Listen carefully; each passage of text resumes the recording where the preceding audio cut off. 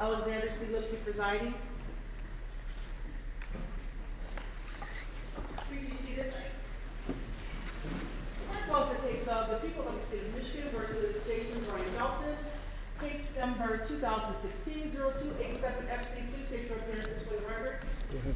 Jeff Williams here on behalf of the people of the state of Michigan. Good morning, Your Honor. May it please the court, Jeff Getting, prosecuting attorney. I'm here on behalf of the people of the state of Michigan. W. Solis, defense counsel for Mr. Dalton, Your Honor. Good morning, gentlemen. We are here on the sentencing of Jason Brian Dalton. Parties prepared to go forward with sentencing at this time. People are ready, Your Honor. Defense is ready. Okay. The matter, court has received the pre-sentence investigative report. Scoring on that report would indicate scoring of a C6. Are there any corrections to that scoring? I have no corrections, Your Honor. I think the MDOC has scored it correctly. I have no corrections yet. Mr. Solis, you've had a chance to review the pre-sentence report with your client. Yes, Your Honor. Any additions, corrections, or deletions to that document? We would have none. People have any additions, corrections, or deletions to the pre-sentence report? We have none, Your Honor, and I would also commend the MDOC for the report. Amy Hill, who authored the report, did a very thorough job and appreciate their attention to detail, but we have no corrections to that. The court would echo that endorsement. I would note that this is a rather voluminous document in terms of the investigation necessary to put it together, and as I think everyone in the room is aware, last week basically Kalamazoo was shut down for 3 days, and Department of Corrections was able to get this document generated even in the face of that weather-related interruption. So I would publicly like to thank MDOC for the extraordinary effort they did in order to be able to provide the court with the document necessary to go forward today. Okay.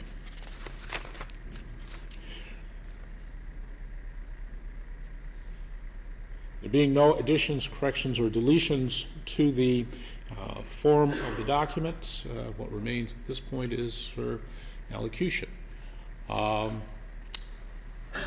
Yes, we'll allow people to go first. Thank you, Your Honor. Obviously, as you can imagine, there's a number of victims who wish to, and victims' families who wish to make impact statements here today.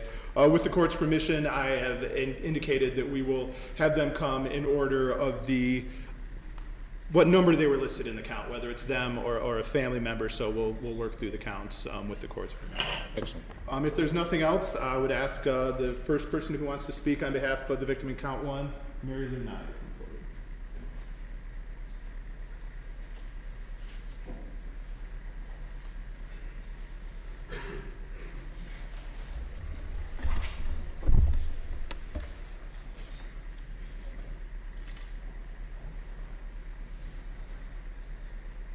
I'm Christopher C. Nye, husband of Mary L. Nye and brother of Mary Jo Nye. Welcome. I've lost the woman I've married for 41 years, and I lost my little sister. The world has lost two women whose only goal in life was to take care of children. My wife worked in a daycare center and took care of little babies, nursed them, rocked them, whatever. And my sister was a teacher. She taught children who came from shaky backgrounds. Some of them had juvenile records, some of them just came from bad families, situations, and she was their teacher and their mentor. The world has lost two teachers. Thank you.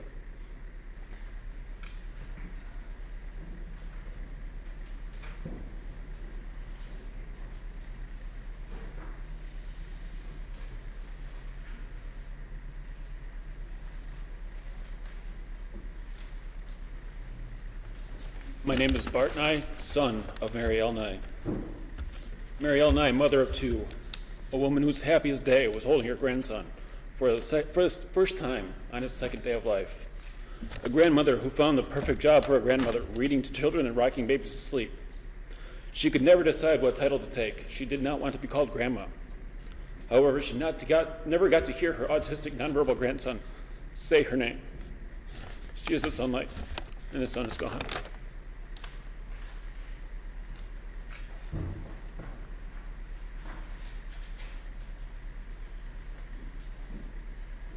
Your Honor, as you've indicated from the victim impact statements, the victims in count 1 and 3 were related. So with those folks speaking on behalf of both Mary Lou Nye and Mary Jo Nye, I would next invite the family members of Barbara Hawthorne.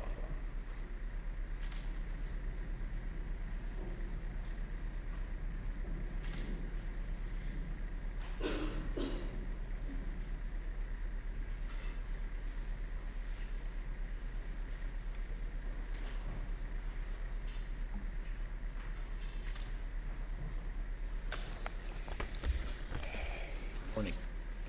I'm Penny Hawthorne, sister-in-law of Barbara Hawthorne. Life itself is an unknown. Why was life created? Why are we born, and why do we die? When will we die? We all hope to live a full, happy, long life until that chosen natural time of death. But you took that away from 6 very much loved and respected people. Why? Why did you play God and decide to do that? We won't ever know. The victim's family will never know. You might not ever know. You just decided to go with your guns, your weapons of choice, and shoot. You affected not only the lives of 8 people, you affected the lives of their families, their friends, their futures, their communities, and take it an even further, the world. You ended the life of a young man, ending the lifeline of his future generations of people who could have made this world a better place. Have you made this world a better place? No. For all of our families, you ended the lives of our loved ones, the chance to love them more, the chance for them to love us more, the chance to make more memories with them, the chance to pass on to future generations more stories about them and with them. You took that all away from us. Everyone's life has meaning, and you decided to one night play God and just wipe 6 people off this beautiful earth, all because you wanted to, because you decided to. Fair? I think not. No one does. The 6 beautiful people you brutally murdered led active, fulfilling lives. They had relationships. They were active in their communities. They played games. They volunteered. They were loved by their families, and they loved their families. They had futures. Their lives had meaning. They were contributing to this world. Now, unfortunately, you get to live on. Yes, you get to live on after taking 6 lives. Granted, it won't be much of a life, as you'll be behind bars and in a jail cell. Your life will have no meaning. You will not be contributing to this world, unlike the 6 lives you brutally took from this world. And now we, the families, the friends, the future families, the communities, the world, will have to find some way to live on, to find some way to cope with the loss of our loved ones. And you'll never get to see your children grow up outside of prison. You messed up your children's lives too. How horrible of you. They will grow up without a dad, if they still call you that, behind bars, knowing that a monster murdered 6 innocent people and injured 2 innocent people. You thought of no one but yourself. You didn't think of the 6 people you murdered, the 2 people you injured, their families, their friends, their communities, your children, and your family. You thought of no one but yourself. I grew up learning that one person's life can change the world.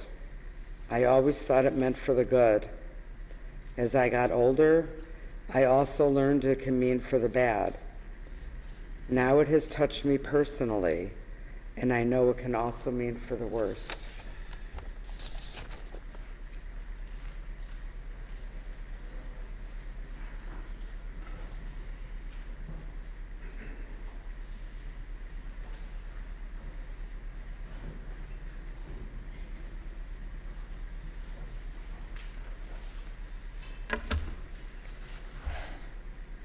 I'm Cassandra Bear, and I'm the niece of Barbara Hawthorne.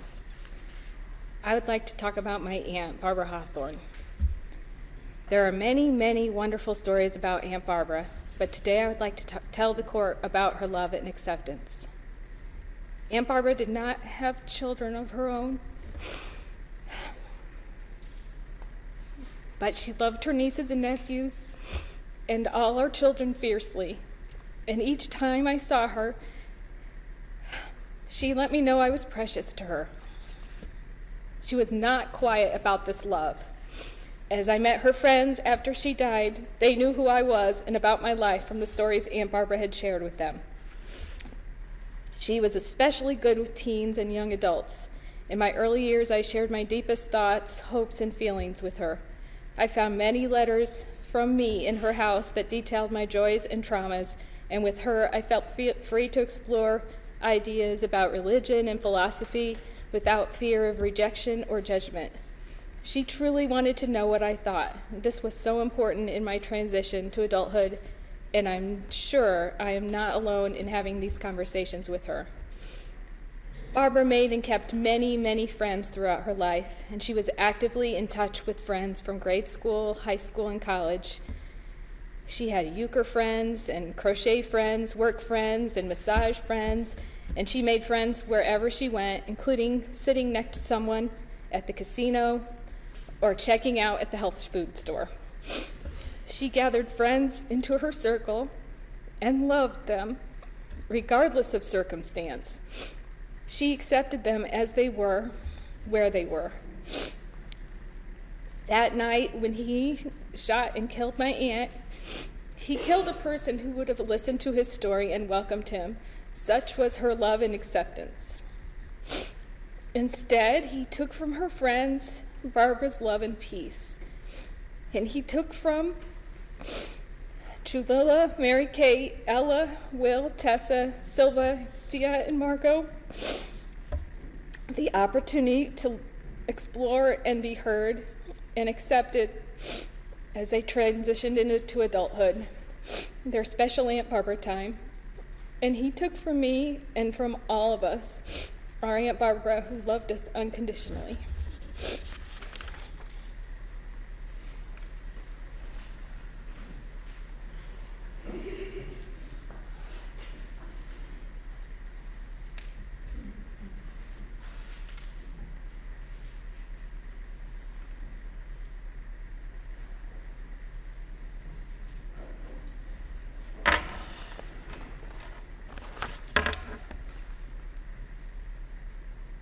I'm Laura Hawthorne. I am Barbara's niece, Barbara Hawthorne's niece.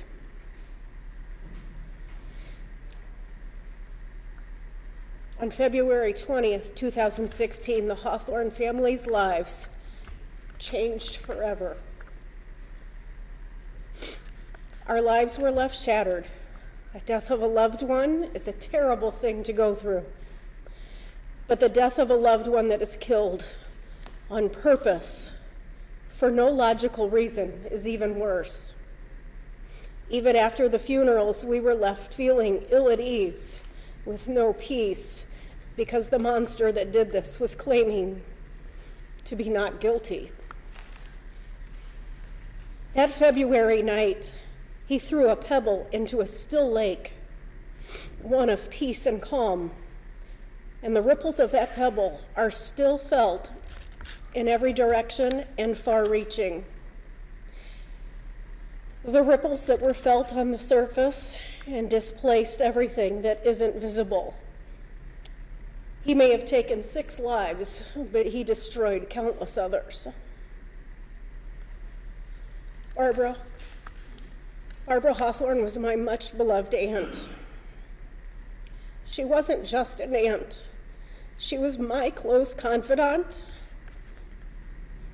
my pillar of strength, a life guide, and she was the voice of reason in a crazy and unjust world. When I think of her, I think of love and peace and kindness, patience, generosity, fairness, a moral compass, perhaps a light in a sometimes dark and unkind world. She could make you feel like you were the only person in a room with 1,000 people, listening and hanging on your every word. She had a wisdom and an insight that I often sought, along with countless others. Until the end of her life, she strove to be the best version of herself. She had quirky elements about her, like her collecting pretty much anything.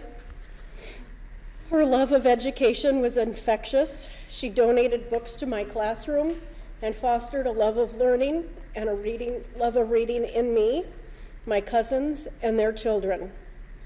She loved to play games of strategy, cards, Scrabble, and she hated to lose. Her sense of humor was unique, sarcasm, jokes, and giggling. She gave me the love of the family and love of tradition. Family tree research has helped us both see the past and how we were somehow part of a larger sense of the world. And her friends, my goodness, Barbara had friends everywhere. She belonged to so many groups. So many people continue to grieve for her today. And she shared those friends with me. And 2 of those beautiful souls, Judy and Mary Jo, were very, very dear people. And Abby, that beautiful child, a child, her life was just beginning. And so while that pebble may have settled, those ripples that I mentioned earlier, they are still moving and they are disrupting the peace. My family will never be the same. She left behind 2 grieving brothers, one of them my father. And her death has affected his health and general well-being. One of the saddest things I have had happen is hearing my father call me, and he can't even speak to me. The ripple goes on to me. I had a successful career in education, but felt that I had to quit because I wasn't able to be the best teacher for my students. For years, I told my students crazy Aunt Barbara stories. My own students suffered those last months that I was teaching as they grieved with me. Those ripples went on and on to the point where even my students became fearful to be outside for fear that they could meet up with a dark force that would be ready to kill them. You took away from me an aunt that I could laugh and I could cry with. She was the best cookie maker, the one I could dance in the kitchen with while we were making lunch together. And she was the best listener in the world. Of all the people that you had to kill that night, the great irony is that she was about peace and making life fair. She spent her young adult years working with undereducated adults in literacy programs. She marched for civil rights in the 60s. She was anti-war and pro-peace. Even more ironic is that she would have been the first one to forgive you or try to explain your bizarre behavior that night. You even took away my will to live for a while. I now fear the dark. open parking lots, and being alone. And for a long time, I wanted to know why. Why her? Why those ladies? Why the others? Why? Just why? And the truth of the matter is, there is no explanation that you can ever give, even if it is the honest-to-God truth. There is no explanation that would ever explain to me or to anyone else with any amount of satisfaction. I suspect that your whole life you were a nothing, a little man with little to offer the world. And having a weapon in your hand that night, gunning down innocent people, somehow made you feel big and powerful and strong. And now look at you. You are nothing but very ugly and dark. You have nothing to give this world. You are nothing. Every time your name comes up or your face is on TV, you are a constant reminder of all that is ugly and evil in this world. You no longer matter to me. I won't give you one more thought if I can help it after today. You are nothing but darkness. And I don't care what happens to you, except be locked away until the end of your very dark life. And those ripples that you created, they still continue. You have changed the course of many lives. And my family and I will go on missing and loving Barbara every single day.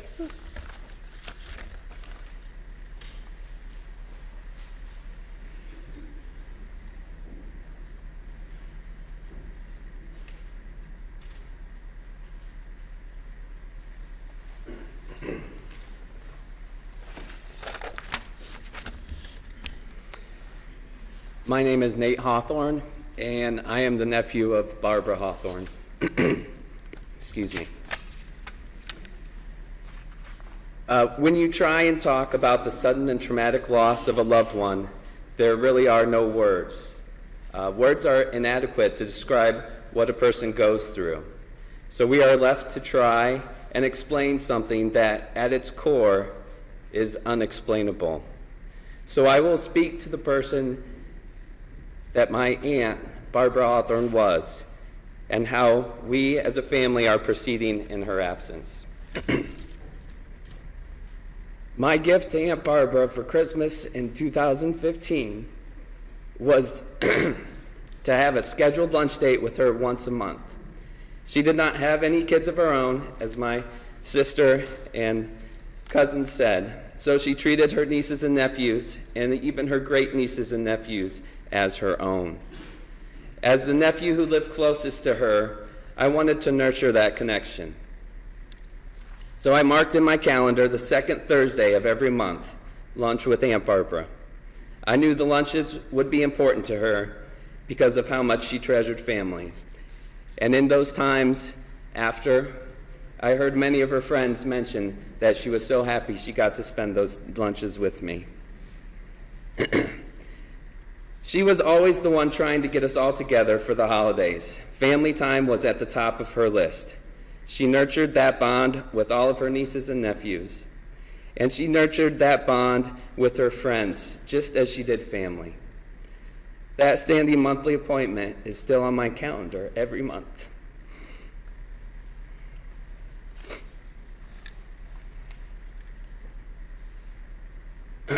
Unfortunately, I was unable to fulfill only 2 of those lunch dates.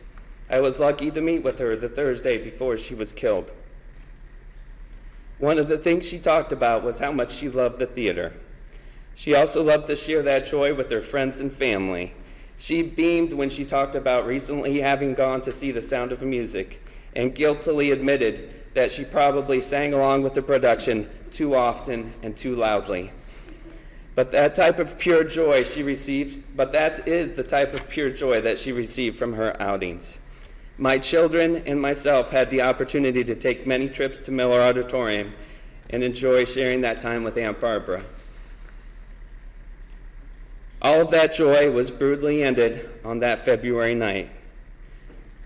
For all of us that continue on, we have lost years and years of sharing her laughter, her joy, her music, and her hugs.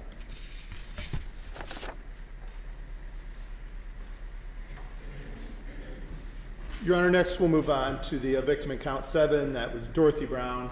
She was known to her friends as Judy, so I'll invite her family up.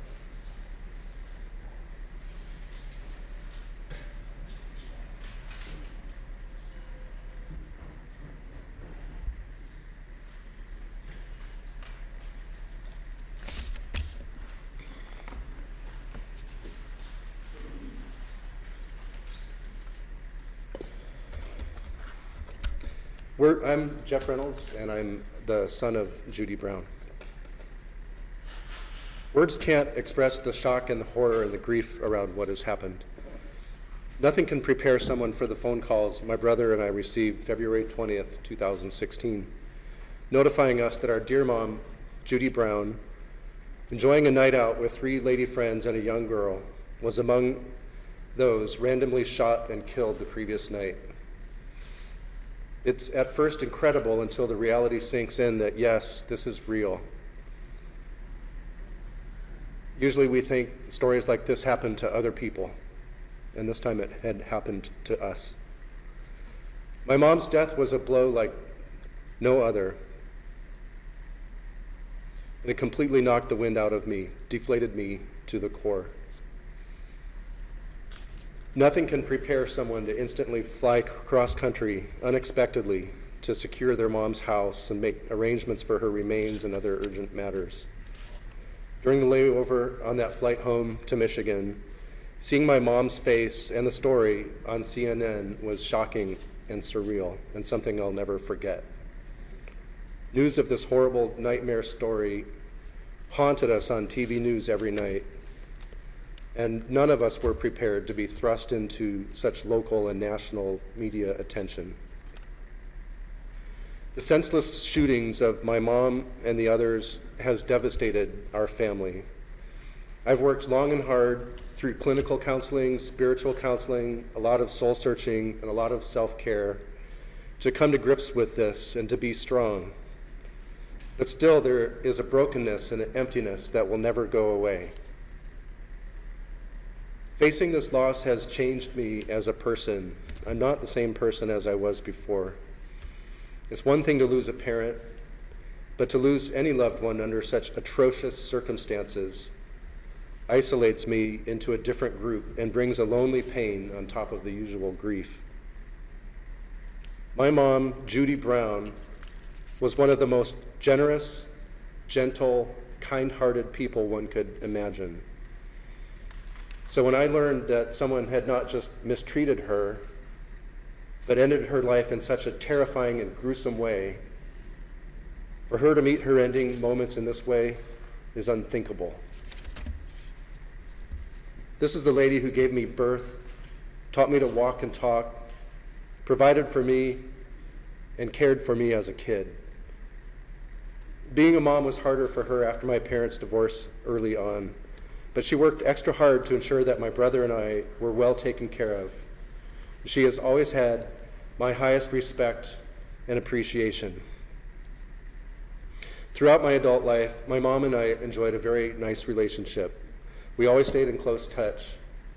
We shared decades of laughs and good memories. For me, a lifetime. She was my biggest fan and supporter, who I trusted greatly, and always knew that she would offer me a better perspective on whatever situation I was facing, great or small. And I enjoyed when sometimes she would honor me by seeking my perspective regarding some situation in her own life. My mom always gave 110% of herself in tireless service to others. She constantly went out of her way to make someone's world a little brighter. She never thought twice about extending a helping hand or a caring word to a friend, acquaintance, or even a stranger. She was a humble person, and she never boasted of herself. My mom always worked to unite people, both in her family and in the many communities she was part of. She was born and raised in Battle Creek, and was admired and respected for decades by countless family, friends, and colleagues from all walks of life. Many people who knew Mom throughout her decades of living in Battle Creek each shared their unique story describing why they held her in such high regard. These countless stories add up to show the example of a person Judy Brown was, and the type of person this thing over here took away from us wrongly and too soon that night of February 20th, 2016. Those who knew her all say that she was the sweetest, most caring, gentle person one could meet. And so again, I say to know that she faced her end in this way is just unthinkable. We've waited nearly 3 years of difficult delays for this evil murderer to be brought to justice. Each delay of the trial has reopened the wounds for myself and all of the families. And it sometimes has felt like this will never end. As the criminal case now winds down, there's a mixture of feelings. I, and I'm sure the others too, will be relieved to have this phase behind us. We hear the word closure, but while there's closure to the court case and this chapter of the story, we will never see true closure. No amount of justice through the criminal justice system will bring my mom or our other loved ones back, nor heal the wounds of the two brave ones who survived.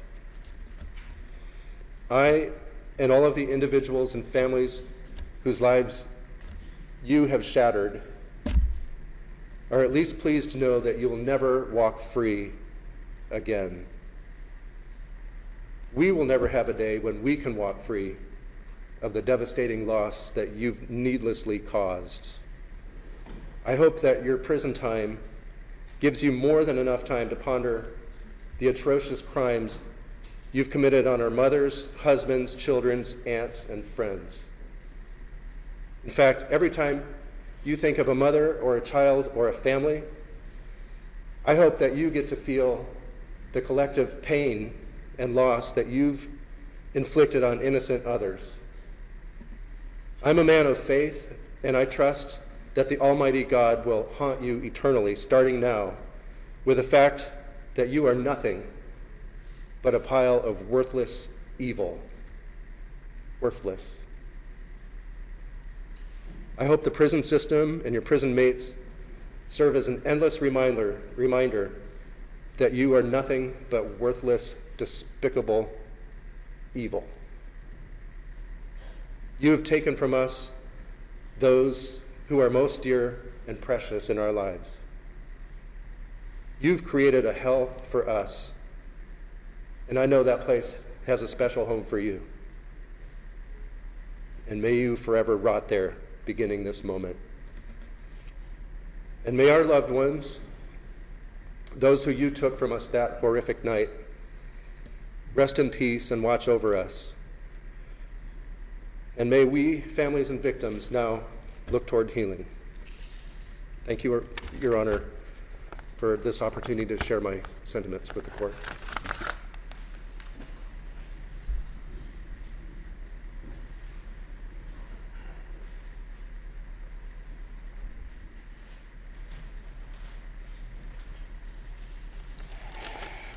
My name is Robert Reynolds. My mother was Judy Brown.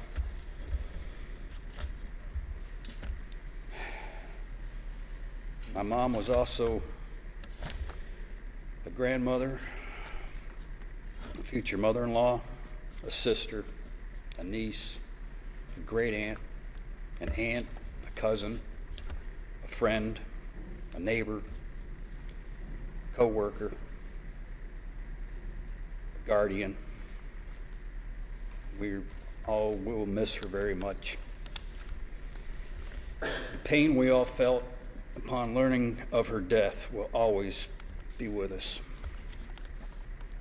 I stand here today to see justice served, not only for my mother, but for the many.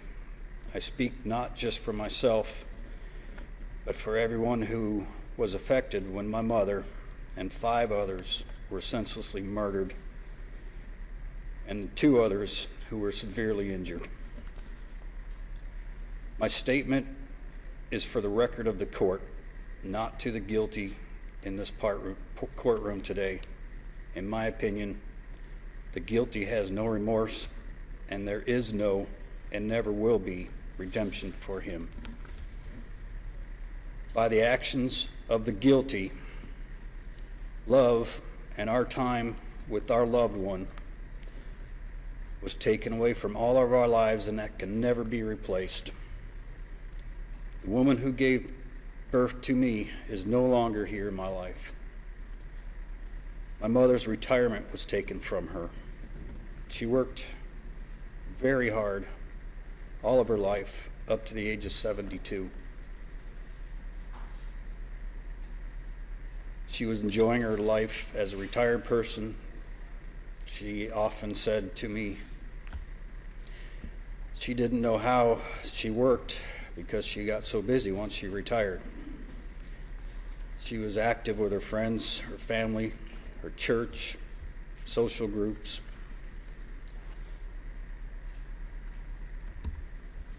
My brother and I had to disassemble her entire life. It was gut-wrenching. Many of her closest friends and quite a few family members spent almost 2 weeks helping my brother and I pack up and empty her home. We sold her house. We sold her car. We kept some sentimental items, but basically gave away the rest of everything that she worked for and achieved and chose to keep in her life. I drive past her old house, and there is no evidence that she ever existed. Now she only lives in our hearts, pictures, and memories. Time was taken away through months and now years of grief. Love in time was taken away from my now wife and I, because I couldn't start a relationship after this while grieving and burying my mother, disassembling her life, seeking justice, learning how to live without her. My wife will never be able to know the love my mom had for me. My wife will never be able to get to know my mother. My mother will never get a chance to know and love my wife. My mom will never see me in a happy marriage, which was one of her greatest wishes for me. My wife grieves with me over this loss. Love and time were taken away from Mom's friends and family members. She was a loving and giving person and is deeply missed by many. Love and time was taken away between her brother, my Uncle Bob, and her. They were very close. They had happy hour or dinner together almost every day of the week. I like to believe she named me after him, but unfortunately now I won't be able to ask her. She retired in part because she felt she wasn't doing enough to help Uncle Bob with his everyday life responsibilities dealing with dementia. Time was taken away from my coworkers who had to work extra hours to cover my times when I was unable to work due to my grief and the many trips here to handle her estate and seek justice.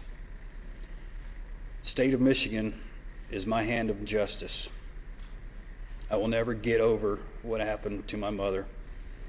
I will spend every day the rest of my life missing her. I will rest a little easier knowing the guilty has his time as a free person taken away for the rest of his life. He is lucky he still exists on this earth. My mother doesn't. She never will again, due to the guilty party's wanton disregard for life.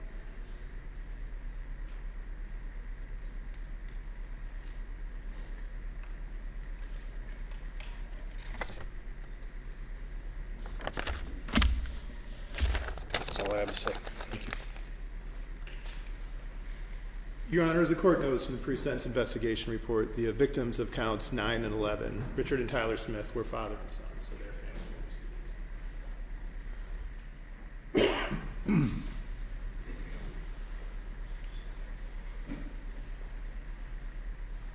Hi, Your Honor. Good morning. I'm Emily Lemmer. I am the sister of Tyler, and I am the daughter of Richard Smith. February 20, 2016 is a day that I will never forget. Early in the evening, my mom, dad, and I were all getting our taxes done. My dad and I arrived early before my mom, so we chatted about our day and life in general like we oftentimes did.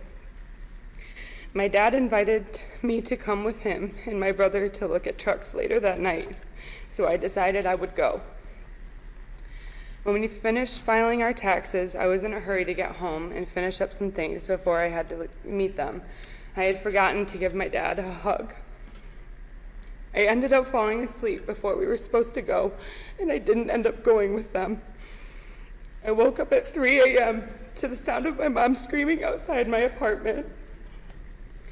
When I got up to see what was going on, I saw a sea of lights coming from the parking lot from all the first responders.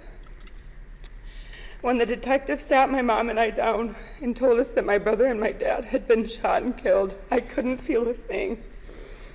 I was emotionally numb and I felt like time had stopped. The rest of the night was a blur of people coming to try and help in any way that they could. Several hours later, we got a call from the funeral home that my brother and my dad had been released to. We decided we needed to see them one last time to give them a hug, one last time to touch them, and one last time to pretend like this nightmare wasn't real. Walking into the funeral home where they lay was one of the scariest moments in my life. All I remember is thinking that they were going to wake up and that they were going to scare me. Seeing them laying there lifeless was absolutely heartbreaking. Hugging and holding my dad's cold body is a nightmare that will haunt me for the rest of my life. Kissing my brother's cold, pale forehead will never leave my mind. And even though I needed to see them in order to force myself to realize they were truly gone, it still causes me pain. Laying the ashes of my brother and my dad in the ground and seeing their names on the markers stuck on top is an indescribable feeling. Every day since I woke up to half my family being gone has been a living nightmare. Nothing feels right, and every day is a constant, painful struggle. The same cycle of waking up to the chilling reality that half my family is gone. In December of 2016, I got married. And the fairy tale I had dreamed about since I was a little girl was a heartbreaking day that we desperately tried to make happy. I walked down the aisle alone, holding a box with my brother and my dad's ashes in it. And a piece of my dad's shirt was sewn on my dress, and I placed a rose in a stand where my brother should have stood.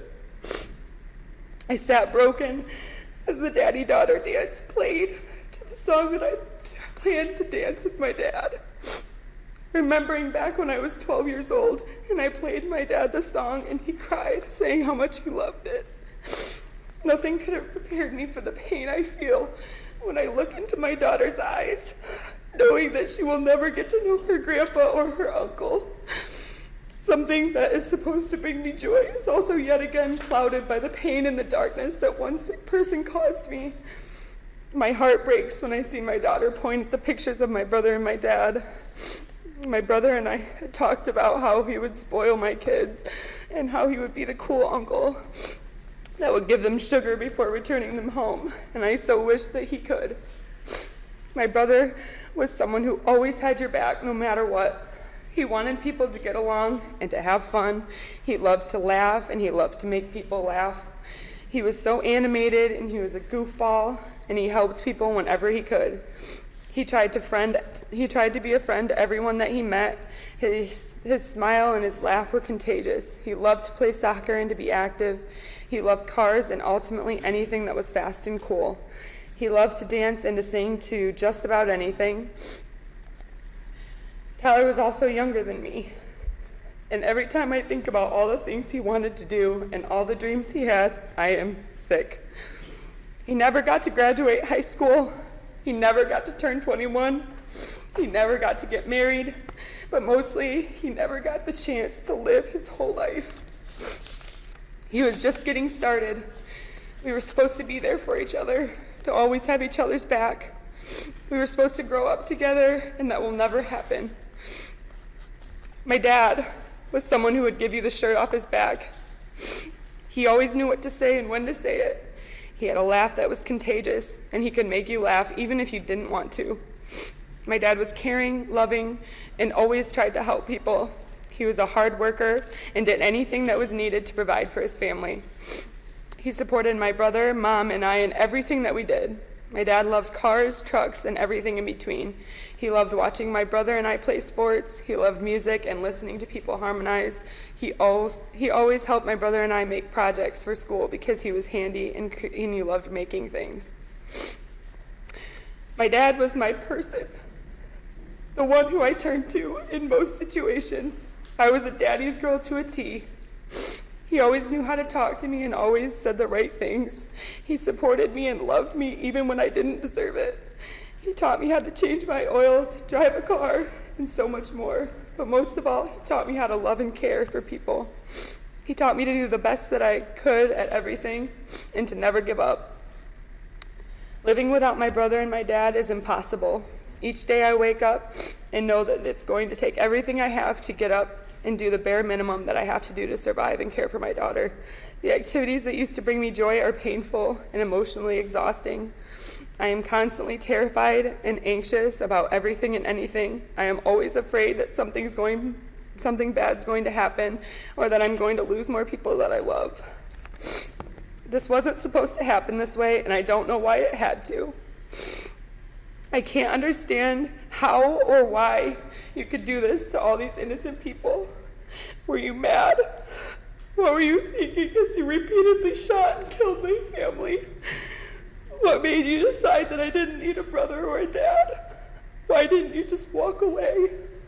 What kind of a person walks up to a father and a son and shoots them over and over and over again until they don't move? A coward, that's who. Someone who is filled with sickness and evil. I would not want to be you, ever, but especially when you meet our Maker. I do know that God will be one person that will give you true justice. I hope you can realize a fraction of the pain you have caused and understand how many lives you have ruined because of what you have done. No matter what I say, my brother and my dad will never come back, but I pray every day that you truly take responsibility for what you've done. I will not let evil take over my life, and I will not let you win. I will carry on living each and every day, spreading the love and joy that my brother and my dad brought to this world. I will spend the rest of my days left on this earth living out their legacies and making them proud. Thank you. Thank you.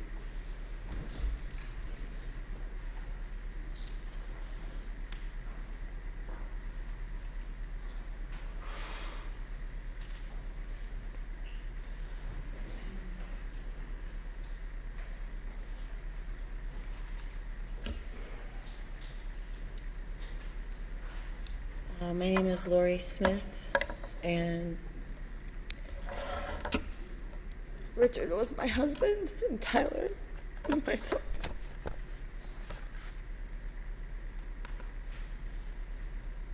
My husband was my best friend, my soulmate, the love of my life. He was my person. On our wedding day, he surprised me and had a song called Forever's As Far As I'll Go played for me. To this day and beyond, I love him with every ounce of my being. Our love for each other is for eternity, and no one can or will ever change that. No matter what life threw our way, we were always there for each other. He was a loving, caring, thoughtful, and intelligent man who would do anything for anyone. He was a friend to everyone. Rich had a laugh that was contagious. He loved to make people laugh. He always knew just what to say and what not to say and when. He made me laugh He held me when I cried. He told me everything would be okay when times were tough. And he was always there, no matter what. We started out remodeling houses together. Then we got married and had children. I always counted on him and him on me. We were a team, as soulmates, as parents, and as friends. Our kids were our world, and Rich was an awesome father. His kids and I came first. Everyone who knew him knew that. Whatever the kids had going on, we were there. And when schedules overlapped, he went to one kid's event and I went to the other. Family and friends often came to us when they had a problem or needed help, and he and I would team up and took care of whatever needed to be done together. One of the things we loved to do is to go up to Silver Lake, Michigan as a family, with my extended family too, and play on the sand dunes and around camp. Rich had grown up around ATVs, dune buggies, and off-roading, and loved to share his passion. Rich and I had plans for the future. We were going to go places, discover things, continue to make memories together, continue sharing in our kids' lives, being a part of their futures as they finished school, started families on their own, and realized their dreams. My son was loving, caring, funny, smart, and thoughtful. He too was a friend to everyone, including me. I could not have been more proud of him and the respectful young man that he was. I love him to the deepest of my core. He was and is my precious baby boy. His smile lit up the room, and he often greeted loved ones with rib-crushing hugs. Tyler was a very talented athlete and could do anything he put his mind to. He loved his family, and I have a big family, and we all loved each other very much.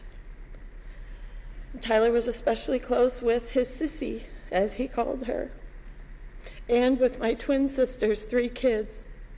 In fact, my twin sister's 3 kids were more than just cousins. They were siblings.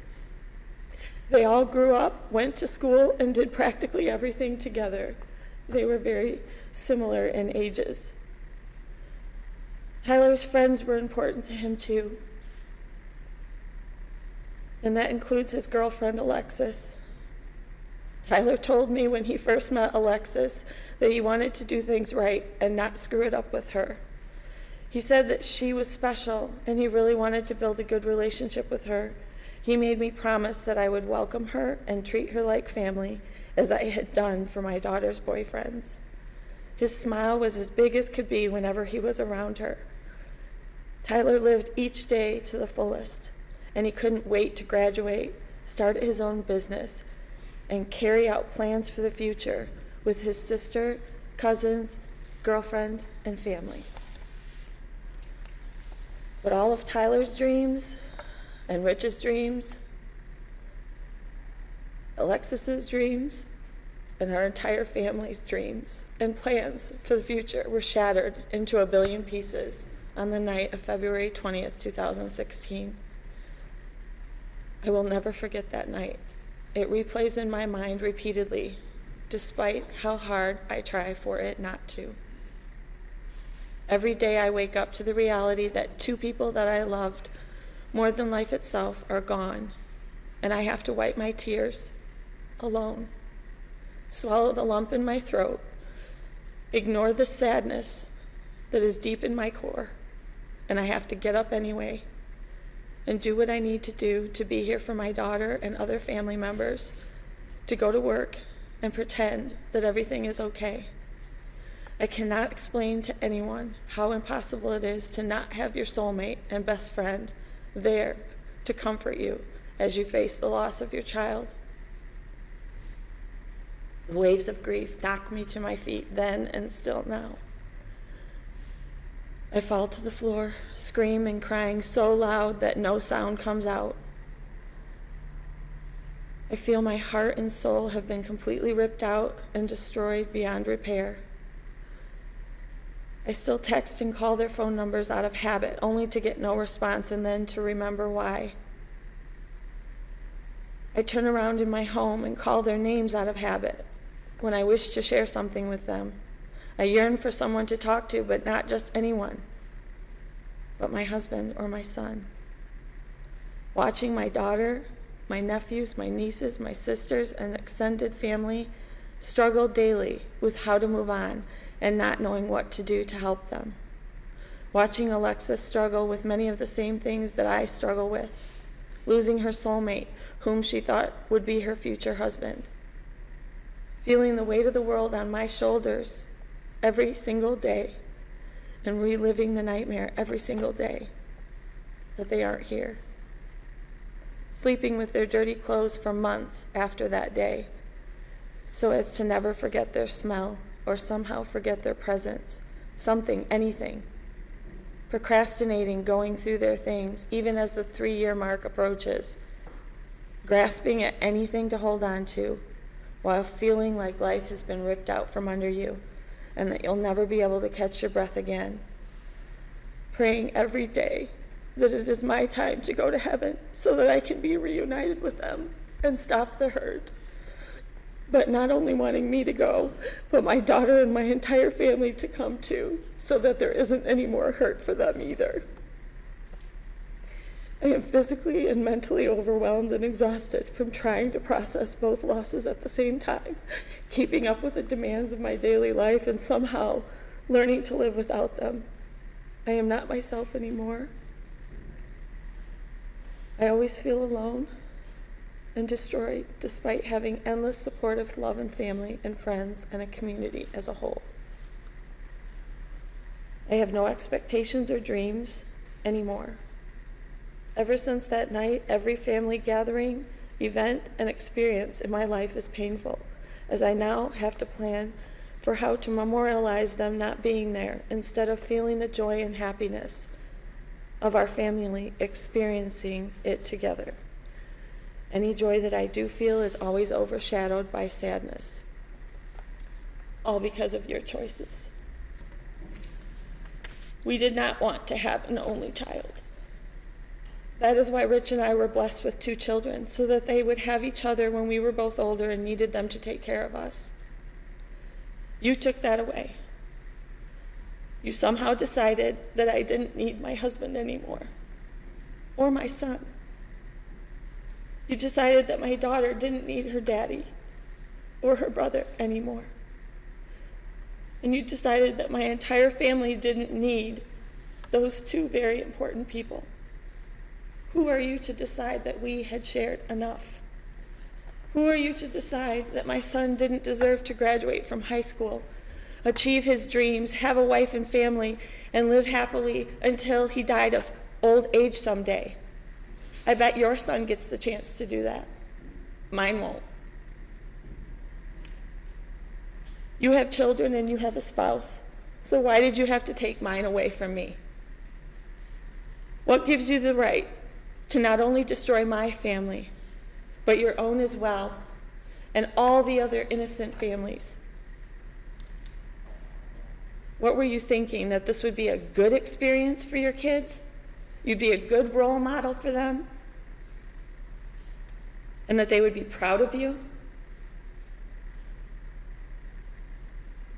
When you were shooting my son, and the 9 bullets were riveting in and out of his body as he was dying on the ground, were you thinking of your son? Were you angry at your wife, and that's why you killed my husband? Shooting him over and over 7 times as he lay dying on the ground. I don't and never will understand how or why you could do what you did to them, but I hope you think about it the rest of your life every single day.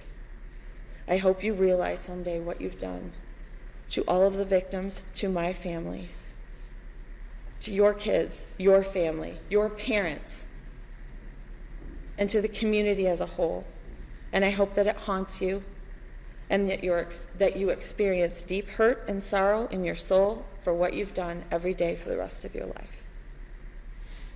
Even though I get sick to my stomach thinking that the last thing they saw as you ambushed them was your evil face, and that I wasn't there to hold them as they took their last breath, I find comfort in knowing that they are together, and that within seconds of the horror, they were greeted and welcomed into heaven by our Lord and Savior Jesus Christ, and they are there now, safe forevermore.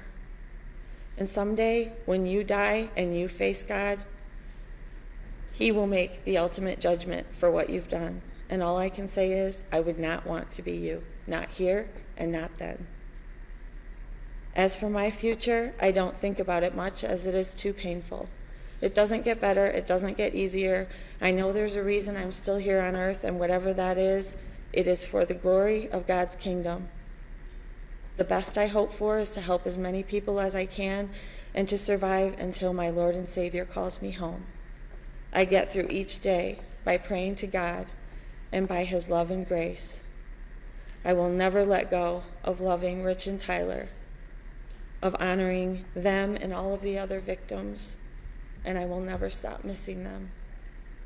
I consider that I love angels now, and I will do my best to be strong and brave and give to others so as to impact people as Rich and Tyler did, and carry on the legacies of all of those who were lost and impacted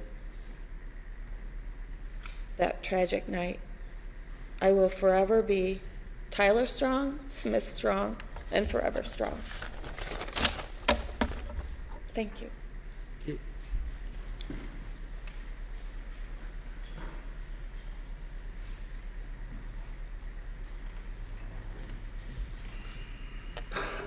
Your Honor, the victim of count 15 is Tiana Carruthers.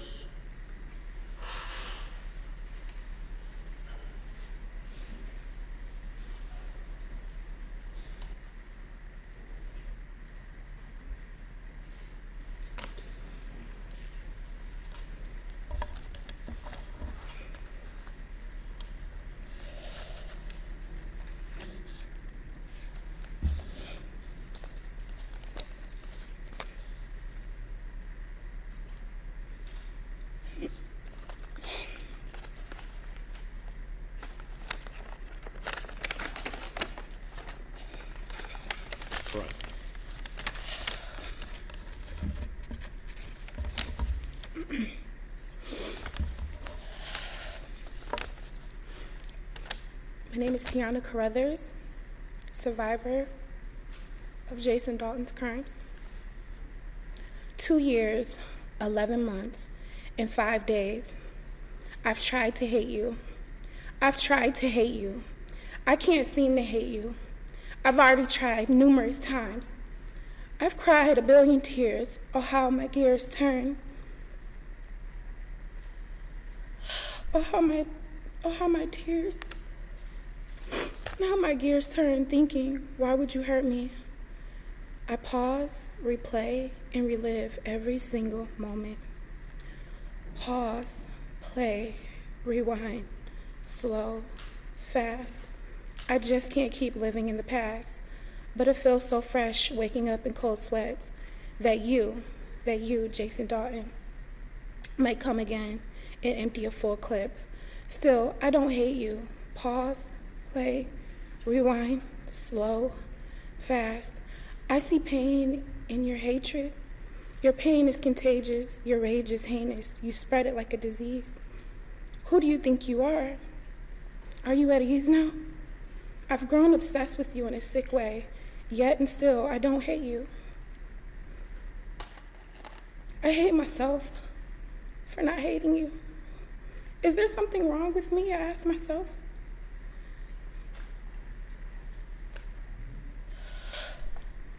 Is your disease spreading on me? I don't hate you for some odd reason.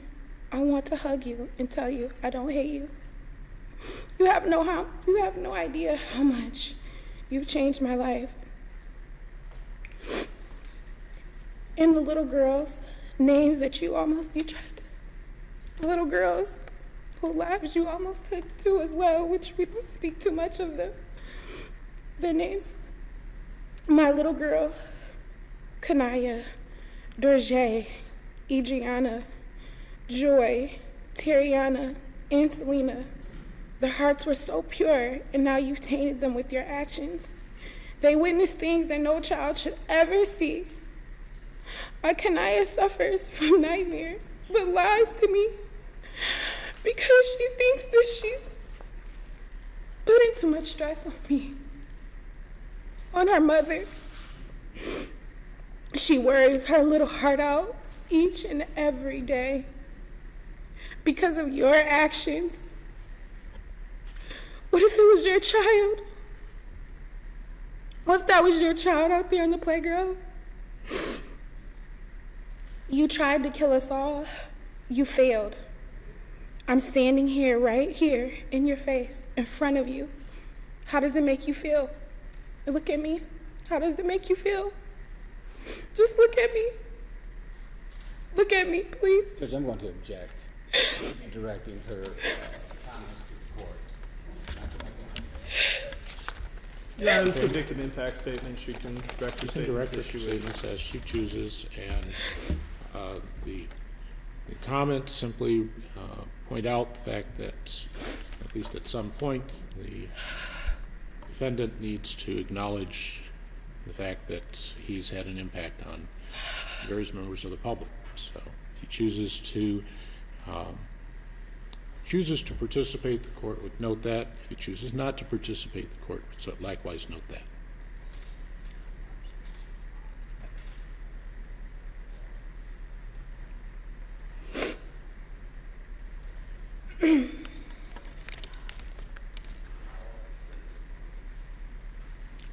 The young ladies have something to say as well. Kanaya, my daughter, if I had something to say to Jason Dalton, I would say, do you really feel my pain? Maybe not. You really hurt my heart for all the hate you done to me. You give me nightmares and I cry and yell in my sleep, and I end up late for school. I can't focus, up with all the work. Well, you should be ashamed and admit you tried to kill my mom. That's my love of my life. Think before you do. Killing others is not happiness. Well, I would spend my life with my mom, and I don't want to say it, but I tried to hate you, but I can't. It's just hard to be 8 years old at the time, to die. I should be able to go outside and play with my friends and my mom at the park without a crazy man coming, shooting out with nowhere to go. I should make it to college, so be glad I can't hate you, but others might. So if you don't, that makes life harder. So when you admit you don't have to keep going to trial, and I'm going to pray for you. Jesus does not like the hate that you give to others, so show others love. Sincerely, Kanaya.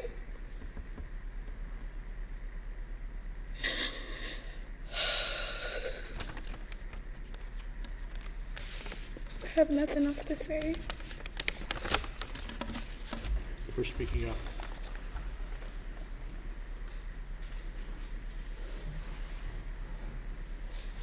Your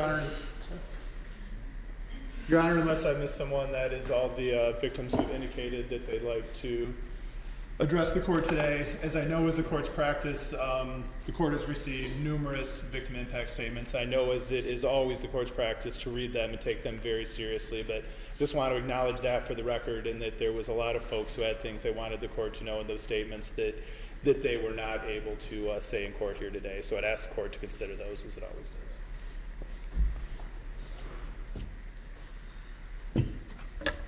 Ready.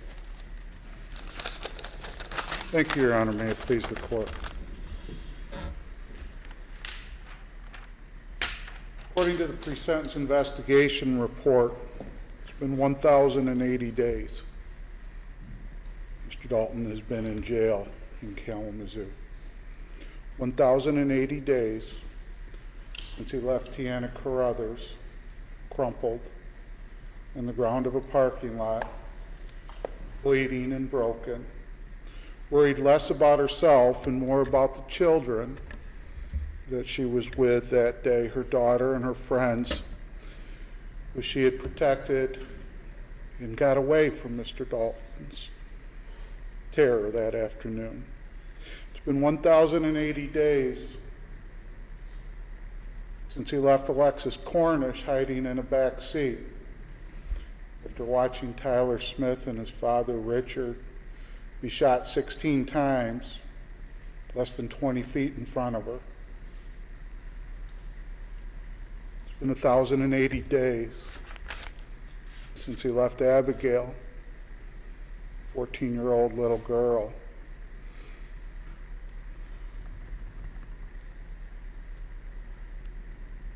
His life was being held together somehow by a police officer. His blood and bones and brain pooled in her lap. 1,080 days since Richard Smith's last moments were to see his son Tyler shot, and then to be shot himself. The two of them shot over and over 16 times.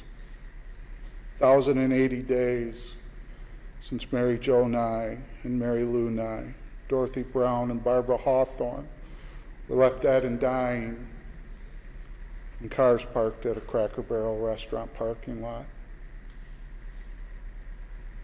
1,080 days since he terrorized this entire community. A place I love, a place I work every day to protect and to make better.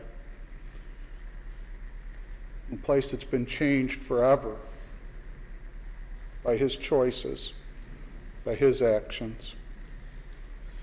1,080 days in jail is barely a down payment for the damage that you've caused. It's nothing in comparison to the loss of a loved one, to the alteration, to the change in the future for Abigail and Alexis, Tiana.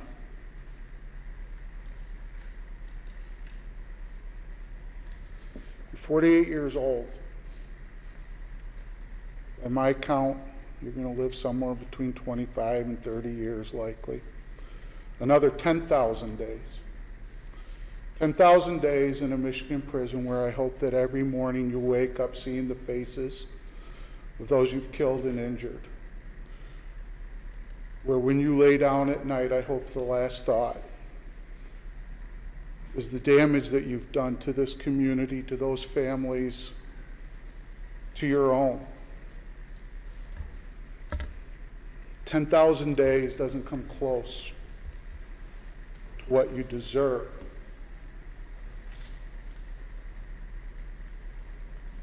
I wish somehow it could be more.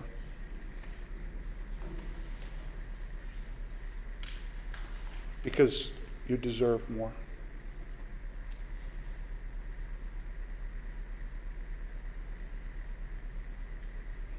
When we leave today,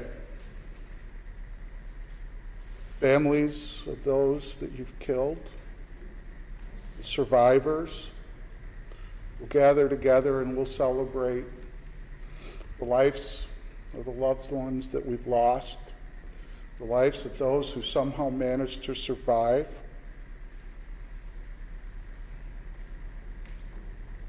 And we'll celebrate that you'll no longer be here in Kalamazoo. Today, you'll be taken downstairs to the basement of this building, placed in shackles, put in a van, and driven away from Kalamazoo. And I hope you'll never, ever return. They're going to take you down the road to Jackson, and tonight you'll spend your first night, the first of those 10,000 nights, in prison, where you deserve to be until you die. With regard to the recommendations in this case, Your Honor, the sentences are mandatory. For each of the first-degree murder counts, we would ask that you sentence Jason Dalton to life in prison without the possibility of parole. For each of the felony firearm counts, the sentences again are mandatory, and we would ask that you sentence the defendant to 2 years in prison consecutive to those underlying counts. With regard to the 2 charges of assault with intent to commit murder, the sentencing guidelines barely begin to recommend a sentence that would somehow fit what Mr. Dalton has done. Those sentencing guidelines recommend a minimum sentence starting at a maximum of 225 months, and for all practical purposes, that time is whatever sentence you impose is going to be served concurrently with the mandatory life without the possibility of parole. But we would ask that the court sentence the defendant at the top of those guidelines to a minimum sentence of 225 months in prison and to a maximum sentence of 40 years in prison as recommended in the pre-sentence investigation report. Today is the last day that Kalamazoo will suffer Jason Dalton. Tomorrow will continue to be a community that is somehow rallied together, that will support these victims' families, that will support our survivors, that will continue to be stronger despite everything that you have done. And we'll celebrate that you will never, ever, ever be with us again. Thank you, Your Honor. Mr. Solis? So, Judge, given my client's entry of the pleas, the mandatory sentences, it seems like allocution without purpose, and so I would have nothing else to say. Dalton, you may stand.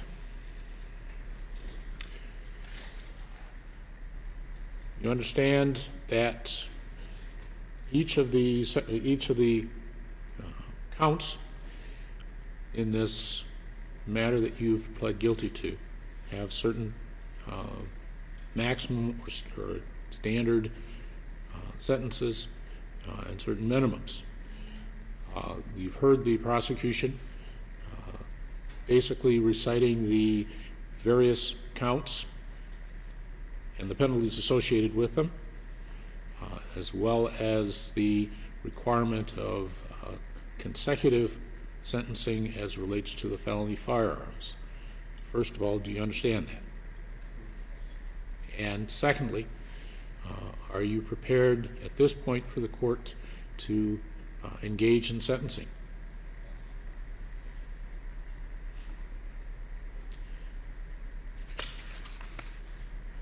It's a preliminary matter.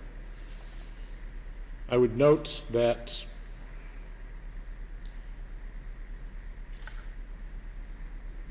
a number of people have spoken to me outside of court, and I've heard now in court the question, why? And that, as best the court can see, is only going to be known to you and to our Creator.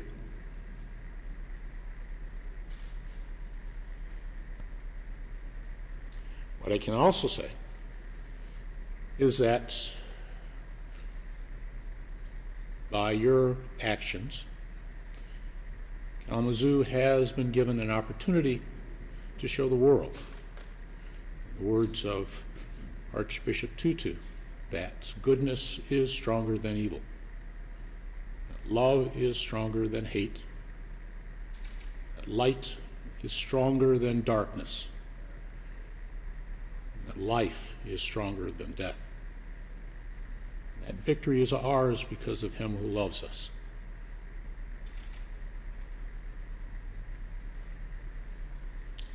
It's a court sentence as to counts 1. I have to go through each of them individually. Count 1, that you, Jason Brian Dalton, be remanded to the custody of the Michigan Department of Corrections and be sentenced to a period of life in prison without the possibility of parole.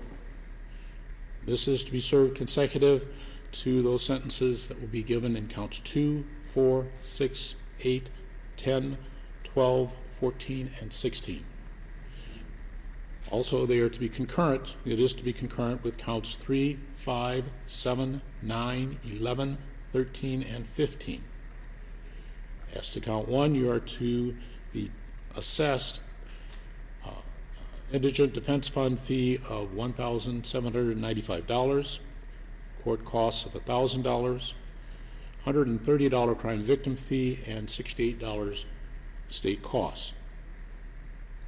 If there is, in fact, restitution that's owed, that is left open at this time upon application of certain institutions. I would take the opportunity to note that as part of the process of this community pulling together, a number of funds have come forward to assist the victims in their medical and ancillary costs. Those institutions, I believe, should be given an opportunity to recoup such funds as they can from you. Plus, if the victims have additional costs associated with the crimes in which you were convicted, they should be allowed likewise to assess those costs against you. As to count 2, court will order that you, Jason Brian Dalton, be remanded to the custody of the Michigan Department of Corrections for purposes of classification and incarceration for a period of 2 years. This is a mandated offense, and this sentence is to be imposed, or is entitled to have credited 1,080 days that you have currently served. This is to be concurrent with counts 4, 6, 8, 10, 12, 14, and 16. In addition, the court is going to order that you pay $68 state costs for that count. As to count 3, the court will order that you, Jason Brian Dalton, serve a period of incarceration with the Michigan Department of Corrections for life, as is mandated, and that is to be consecutive to counts 2, 4, 6, 8, 10, 12, 14, and 16. It is to be concurrent with sentences imposed in counts 1, 5, 7, 9, 11, 13, and 15. And there is, in fact, a state cost of $68 imposed as to that count. Count 4 is also what's called felony firearm count. You, Jason Brian Dalton, are to be remanded to the custody of the Michigan Department of Corrections for sentencing. Period of 2 years as mandated by statute. That sentence is entitled to 180 days credit, and it's to be concurrent with sentences imposed in 2, 6, 8, 10, 12, 14, and 16. And there is a $68 state cost fee with regard to that count. As to count 5, the court will order that you be remanded to you, Jason Brian Dalton, be remanded to the custody of the Michigan Department of Corrections to serve a period of life as mandated by statute without the possibility of parole. That is to be served consecutive to those counts in 2, 4, 6, 8, 10, 12, 14, and 16. It is to be concurrent with those sentences imposed in 1, 3, 7, 9, 11, 13, and 15. And there is imposed $68 state costs for that. As to count 6, the court will order that you, Jason Brian Dalton, be remanded to the custody of the Michigan Department of Corrections for sentencing for a period of 2 years. You shall be given credit for 180 days that you have currently served. This sentence is to be concurrent with any sentence imposed in counts 2, 4, 8, 10, 12, 16, and 14, or as 14 and 16, and that you are to be assessed $68 state costs for that. As to count 7, court orders that you, Jason Brian Dalton, be remanded to the custody of the Michigan Department of Corrections for sentencing for a period of life without the possibility of parole as mandated by statute. This is to be served consecutive to any sentence imposed in counts 2, 4, 6, 8, 10, 12, 14, and 16. It is to be concurrent to any sentence imposed as to counts 1, 3, 5, 9, 11, 13, and 15, and that you shall be assessed $68 state fees on that. As to count 8, court orders that you, Jason Brian Dalton, be remanded to the custody of the Michigan Department of Corrections for classification and sentencing for a period of 2 years as mandated by statute. And against that sentence, you are to receive $1,080 credit, 80 days credit, and the sentence is to be concurrent with any sentence imposed on count 2, 4, 6, 10, 12, 16, and 18, and you are to be assessed a $68 state cost fee for that count. Count 9, the court will order that you, Jason Brian Dalton, be remanded to the custody of the Michigan Department of Corrections for assessment and sentencing for a period of life without the possibility of parole as mandated by statute. This is to be served consecutive to any sentence imposed as to counts 2, 4, 6, 8, 10, 12, 14, and 16. It is to run concurrent with any sentence imposed as to counts 1, 3, 5, 7, 11, 13, and 15, and you are to be assessed $68 state fee. As to count 10, the court orders that you, Jason Brian Dalton, be remanded to the custody of the Michigan Department of Corrections for classification and sentencing for a period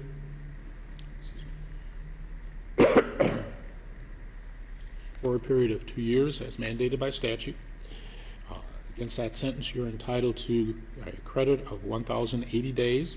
That sentence is to run concurrent with any sentence imposed in counts 2, 4, 6, 8, 12, 14, and 16, and you are to be assessed a $68 state cost for that count.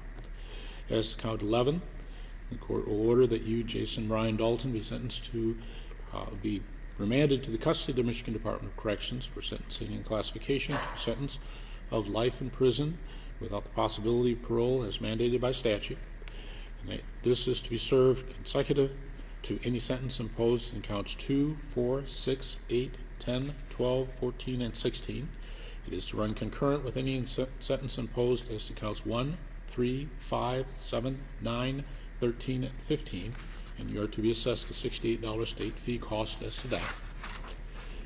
As to count 12, the court will order that you, Jason Brian Dalton, be remanded to the custody of the Michigan Department of Corrections for purposes of classification and incarceration for a period of 2 years as mandated by statute.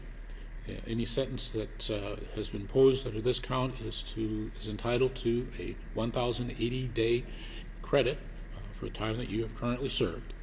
The sentence is to be concurrent with those counts imposed in counts 2, 4, 6, 8, 10, 14, and 16, and you are to be assessed $68 state fee for that count.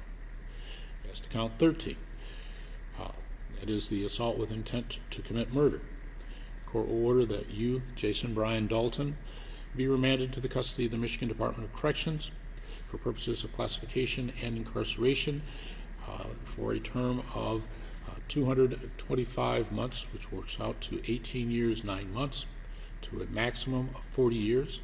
This is to be served consecutive to the sentences imposed in counts 2, 4, 6, 8, 10, 12, 14, and 16, and concurrent with those sentences imposed in counts 1, 3, 5, 7, 9, 11, and 15, and you should be assessed $68 state fee for that. As to count 14, for order that you, Jason Brian Dalton, be remanded to the custody of the Michigan Department of Corrections for classification and incarceration in state institution for a period of 2 years as required by statute. Any sentence that is imposed under this particular count is to receive credit for 1,080 days that you have currently served.